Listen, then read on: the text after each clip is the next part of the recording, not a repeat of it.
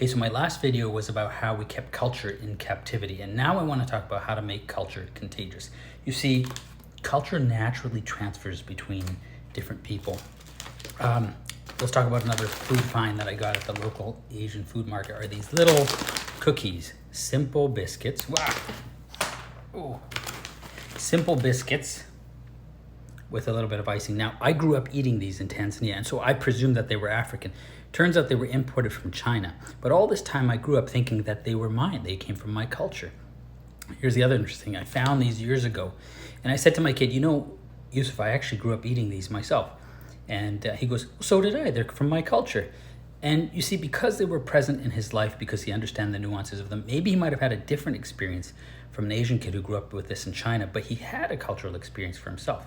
So the difficulty is the concept of cultural appropriation. Cultural appropriation is typically when an advantaged or privileged group takes advantage of their privilege to grow and benefit something that actually does not belong to them. And that's why there's a problem when you find that, you know, if Chinese culture got popular for these cookies, let's say, and they got the credit, that's fine.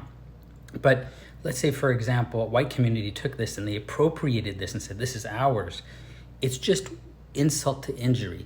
You know, in addition to all the other privileges that white people may have, now they take something that people of color never got credit for.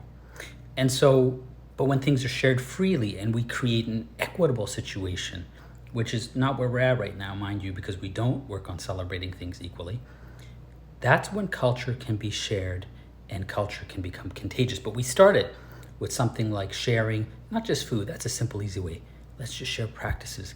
Let's make my celebration your celebration. And that's how we make culture contagious. This is Dr. Abdulrehman on culture becoming contagious.